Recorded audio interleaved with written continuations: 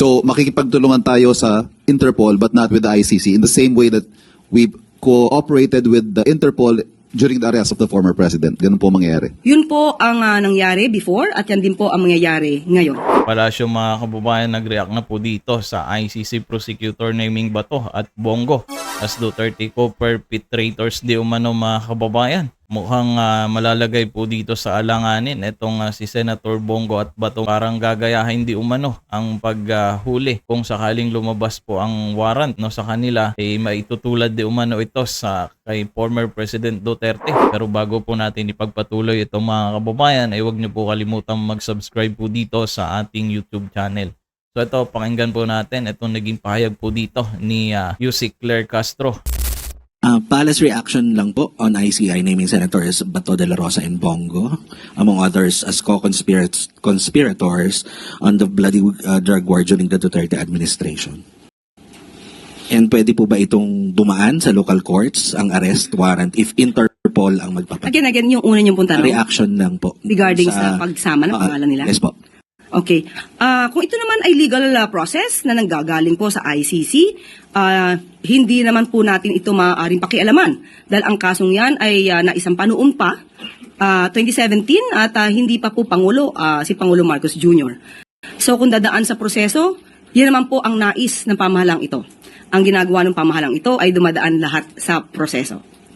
Ma'am, kung idadaan sa kung hindi na dumaan sa local courts and yung arrest warrant, kasi Interpol po ang magpapatupad. Is it possible? Nagawa na po before. At ang sinunod po ay ang batas na umiiral sa ating bansa at nakipag-coordinate po ang ating pamahalaan sa Interpol. Kaya po naipadala ang dating Pangulong Duterte sa dahig. Nako, eto mga kababayan, mukhang magagaya po itong si Senator Bato at Bongo. Ayan, narinig po natin na naging pahayag po nito ni Yusek Claire Castro na nagawa na noon at pwede pang makipag-cooperate ngayon kung sakaling lumabas na yung warrant. Sana mga kababayan, malampasan po ni Senator Bongo at Bato itong kanilang kakaharaping problema.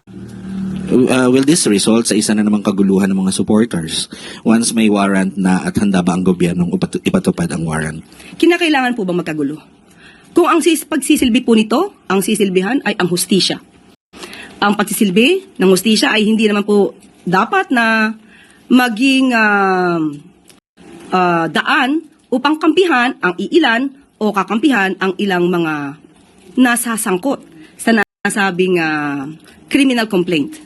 At even before, ang kanila mismong kaalyado, walang iba kundi si Mayor Magalong, ang nagsabi mismo na mayroong mali sa execution sa EJK. Si Mayor Magalong na nagsilbing Oversight Committee Head ang umamin na maraming naging patayan na hindi nararapat. At ang ibang nasa listahan ay mga political rivalry, di umano. At ito ay maling-mali. So, kung mismong isang Duterte supporter nagsasabing mali ang nagawang EJK, hindi po ba dapat na lamang na maimbestigahan po talaga kung sino dapat na managot? And last na lang po, do you have a message sa mga supporters ng nila Senator Bongo, Senator Bato, para hindi na magkagulo at magkaroon ng kaguluhan? Hindi po dapat i-encourage ni naman na magkagulo kung nagsisilbi lamang po ng valid warrant of arrest. Muli, ang kaso na isinampa, kung meron naman pong batayan, ay dapat lamang po madinggin. Para malaman natin, pareho naman po ito magiging hustisya sa dalawang panig.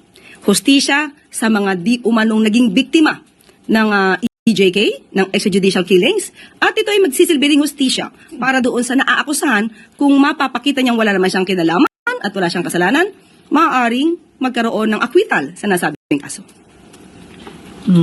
Just a related question from Ivan Mayrina, GMA7.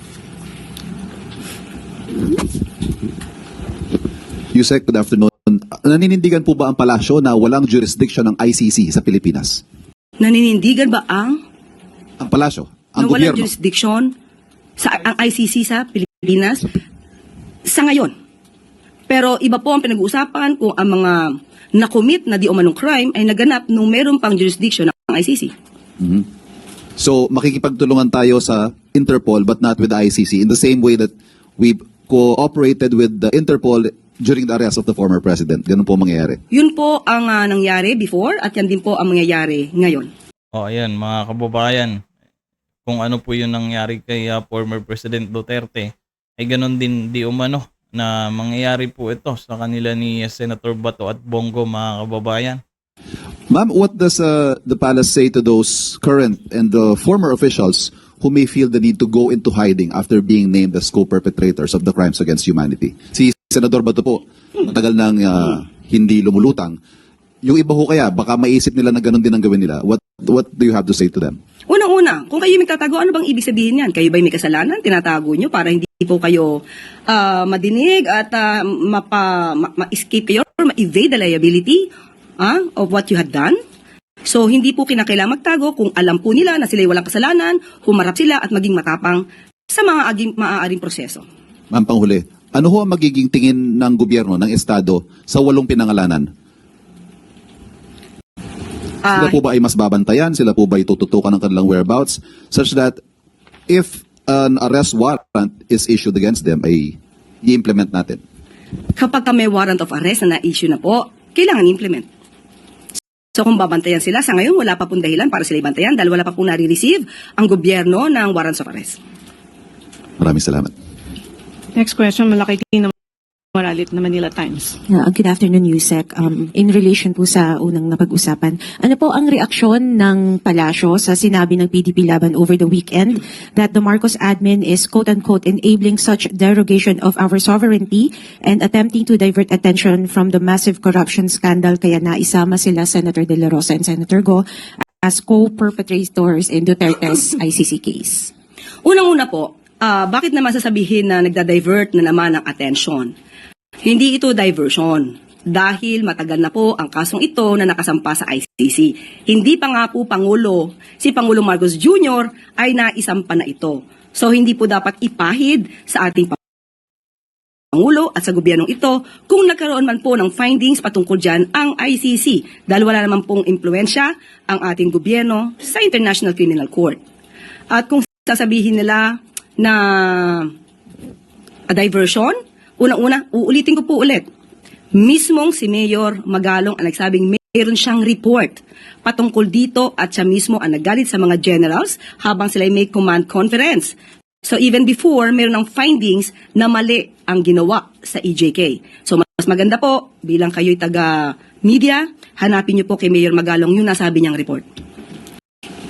Ma'am, on another topic po, ano po ang reaksyon ng palasyo sa sinabi ng Chinese Embassy makailan na nagbibigay ng warning that the escalating political rhetoric against Chinese Ambassador Cheng Guan and calls to replace him could jeopardize millions of Filipino jobs? Unang-una binanggitan po ng Pangulo, nung tinanong tayo mismo, kayo po nagtanong sa atin, kung ang issue tungkol sa pag-declare ng persona non grata. Ang sabi po ng Pangulo dyan, hindi na kailangan tapusin ang question mula sa media dahil ang sagot niya po ay no.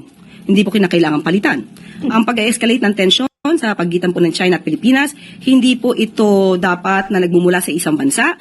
Ang ang pagsaalang-alang sa friendly discussion at sa healthy dialogue ay dapat nagbumula sa dalawang bansa. Hindi lamang mula sa Pilipinas, hindi lamang mula sa China. Dapat ito po ay dalawang bansa ang nagpupursige para magkaroon po ng mutual respect sa bawat isa. So ayan mga kababayan, narinig na nga po natin ito naging pahayag po dito ni Attorney Yossi Claire Castro po mga kababayan patungkol nga po dito sa kanila ni Senator Bongo at Ronald De La Rosa Bato mga kababayan. Kung may opinion po kayo, i-comment nyo na lamang po dyan sa baba. Maraming salamat po.